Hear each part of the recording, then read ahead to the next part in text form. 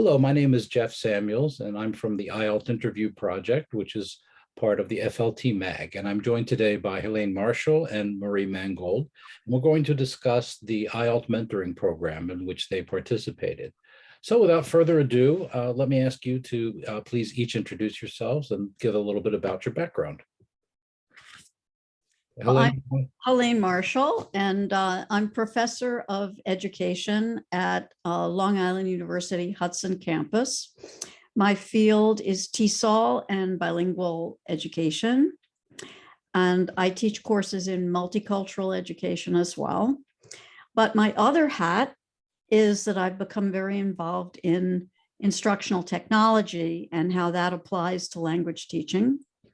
And that's the reason I became interested in IALLT. I'm also a former French teacher because I was a undergrad major and have a master's in French. So I have that other piece. Very good, Marie. My name is Marie Mangold, and I am a PhD student at the University of Minnesota. I'm in the Hispanic Linguistics program, and I study second language acquisition. I also teach undergraduate Spanish courses at the university, and I've been a research assistant for CARLA, the Center for Advanced Research on Language Acquisition, for the last semester. Very good. And we know Carla well. We have colleagues in IALLT from Carla. So this mentoring program is called the Scenic Route, and I've seen the graphics, I've seen the publicity materials and so forth for it, and it's an interesting way of conceptualizing it. How did you guys hear about it, and what drew you to it, each from your own perspectives as a mentor and as a mentee? Well, I heard about it at the IALLT conference. And I was impressed with the idea that it had the metaphor of the route, the scenic route, and that drew me to it. The fact that it had structure to it. And I've been in the field for decades. I have a lot to share. I thought that would be useful to other people. And I was a new member of IALLT. So I thought, this would be a good way to get to know more about the organization and its members. Mm-hmm. Great. Marie? I actually learned about IALLT through Carla. So Carla has an e-newsletter that they send out during the academic year, Carlidoscope, and I had seen IALLT mentioned in there. And so in 2021, so very recently. And so I thought this would be a good organization for me to get involved in because I've been a director of a language resource center prior to being a graduate student. And I think the biggest aspect for me was upon joining, I've really been looking for community in academia. And so immediately upon attending some of the conference events, it was virtual. When I joined, I immediately felt that, and that really drew me into IALLT. It's a little bit more of an effective thing in that way, but I thought that was a really compelling factor. So additionally, I was looking for mentorship. I'm someone who really craves mentorship. And so when I saw that there was this specific opportunity with the IALLT Scenic Route program, it just seemed like, again, it would be something that aligned with what I was searching for in academia. Mm-hmm. That's great. Let me add, just as an aside, say, since you haven't been to a face-to-face IALLT conference, you have to come to a face-to-face IALLT conference. If you ever want to be embraced within academia, that is the place. Very welcoming organization, very supportive, it feels like a family reunion. So that's really good. I think both of you would be kind of the prototype or an ideal sort of candidate in terms of a representative for what would hope to see for a mentor and a mentee coming into the program. So let's get into a little bit about how it worked. How often did you meet, and how did you meet, and was there a project? What did you have to do to prepare, and so forth? I think we met monthly, didn't we, Marie? Mm-hmm. Just about more or less every month. Right. And I know we had to meet at least 6 times. I think Helene and I met maybe 7 more. Just it was really consistent to do it monthly with terms of project/preparation. I think actually one of the advantageous aspects of this program as a graduate student is you really don't have to prepare a lot. It's the IALLT Scenic Route map online had the different stops that were related to maybe a certain element of academia or technology.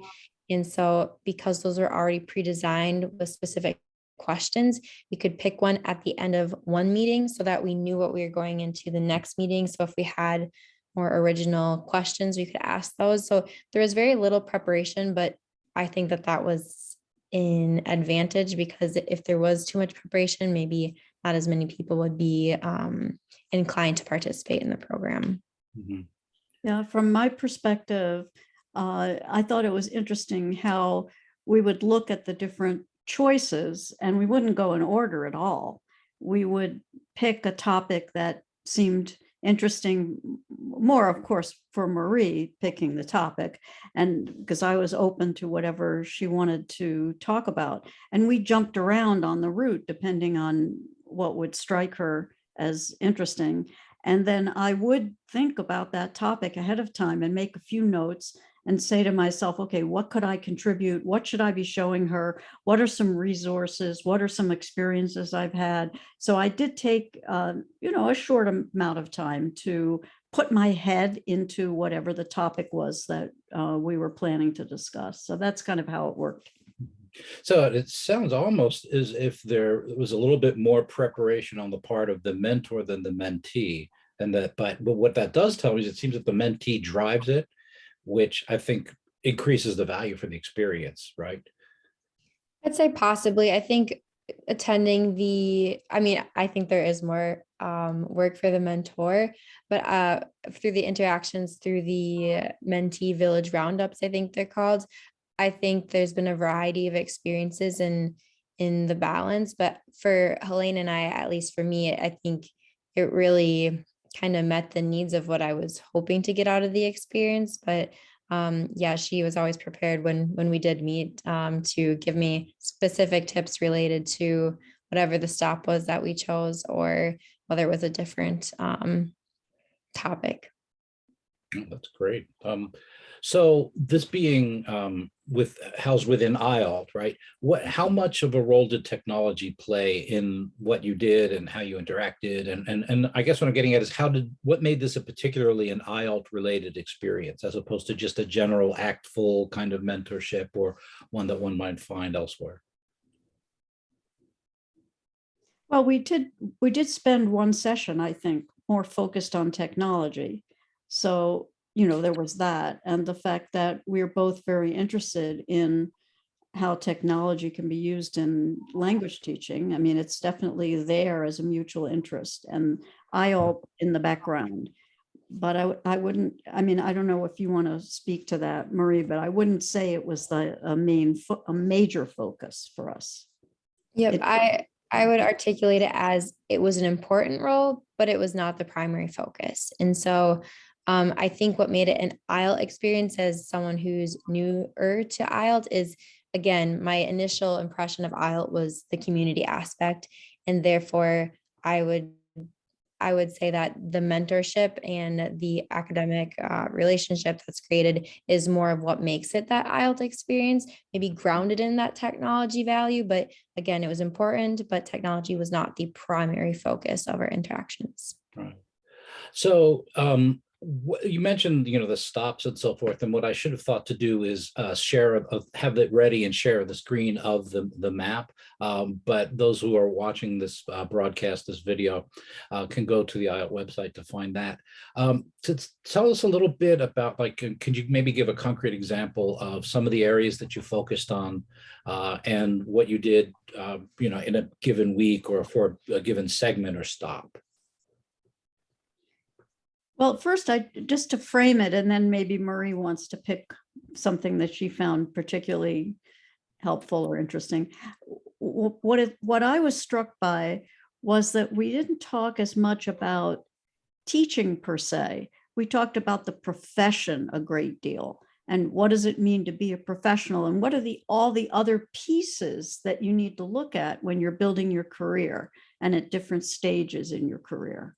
And so even though language teaching, just like we just talked about technology, is, a focus in terms of the organization, I think the mentoring program gave us an opportunity to look beyond the classroom into all the other aspects of what the field has to offer. So that's kind of what struck me about what we, right, Marie? I mean, would you say that, or? Absolutely. Yeah, I think that's exactly how I would sum up the experience. Some specific examples are, we talked about presentation strategies because I had a conference that I attended in March, and I really wanted to maximize my experience at this conference, and Helene had given me some excellent tips that I was able to put into practice. So presentation strategies, especially connecting at those conferences as well. That was something I was seeking input on, as well as discussing publishing or collaborating with other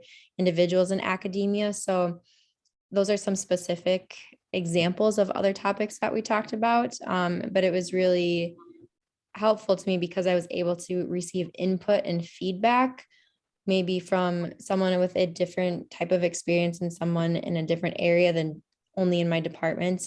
And I also got, like Helene said, advice on different stages of my academic career throughout this program. And so I think Helene summed it up really well, that it was more about the profession, at least for my experience. Yeah, I think there's a lot of, when I think back of graduate work that I did, there are a lot of holes, things that are just not, you're just expected to figure these things out or find them out as you progress through your career, with networking, interviewing, how do you balance if you're tenure track, which I never was, but I know there's service, and there's publishing, and there's teaching, and there are other things that are under the radar, but they're very important. And so it sounds like you got a good holistic view, and also the ability to look at it longitudinally and not just, what's it going to be like when you get your first full-time tenure track position at some university somewhere, but what does the career look like, along the whole path? That sounds wonderful. Marie, you mentioned something about interactions with other mentees and or other pairs of mentees and mentors. Could you elaborate a little bit on that? Sure. Yep. So we didn't interact with other mentors, at least I didn't in my individual experience, but we did have mentee village roundup meetings where we met with other graduate students who are doing the scenic group program. And we would discuss and kind of evaluate and assess how is the program going for us as graduate students. And I took advantage of those meetings because we were able to provide feedback on what was working, perhaps what suggestions would we have. And again, it kind of goes back to that value of community. It was nice to meet other graduate students in other programs in other states, because that opportunity has been more limited given coronavirus the last few years and the repercussions of that. So they were pretty informal, but we would discuss where we were at with the progress of the scenic group program, what was working for us, any feedback we had for the program. And I attended 2 of those meetings, one in the fall and for sure one in the fall. There was one in the spring, but I just read the notes from that one. Mm-hmm. So it sounds like there's some benefit to that, I guess, in terms of you feel like a bit of a cohort, and you obviously the benefit of hearing other people's lived experiences and learning what you can from them. And again, just the idea of broadening the perspectives that you bring into it. That sounds great. What would you say, and I know it hasn't been very long, but what do you suspect will be the lasting benefits and the lasting outcomes from your participation, and anything that you didn't expect to get out of it that you have gotten out of it? And this would be for either of you or both, actually. I have an answer, but I want to provide space for Helene as well. Oh, okay. Well, I guess the lasting benefit for me, first of all, is meeting Marie. I mean, we now know each other. We have a relationship. We actually met in person, by the way. I have a picture if you want to see it. Just for clarification, where you're in, must be 2 different states, right? You're in Minnesota, and where are you? Right. Long Island. I'm in New York. Oh, okay. Yeah. Long Island University. But just as I said, meeting Marie and getting a breath of fresh air. I mean, I'm with a lot of people who've been in the field for so many years, and it's just great to be with someone who's excited about the profession and just entering it, and that energizes me. And, it's definitely a two-way, the mentor gets something out of it as well. So I think that's a really important piece, right?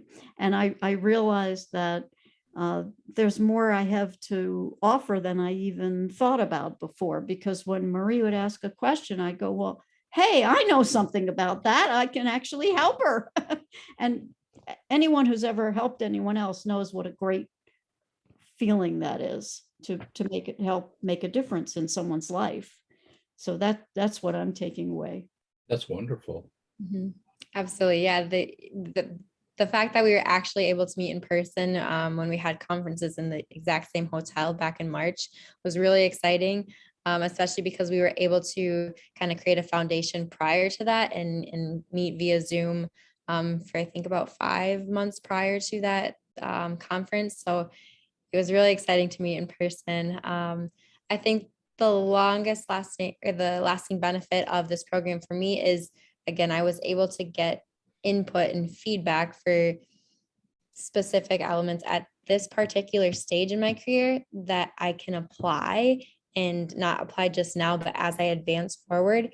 And these are strategies and pieces of advice that are very practical and useful. So I feel fortunate that I can take these and apply them right now in this moment, whether it's a research project or presenting at a conference or trying to network at a conference, and then see how that goes and apply those moving forward as well. That's really good. Yeah, it's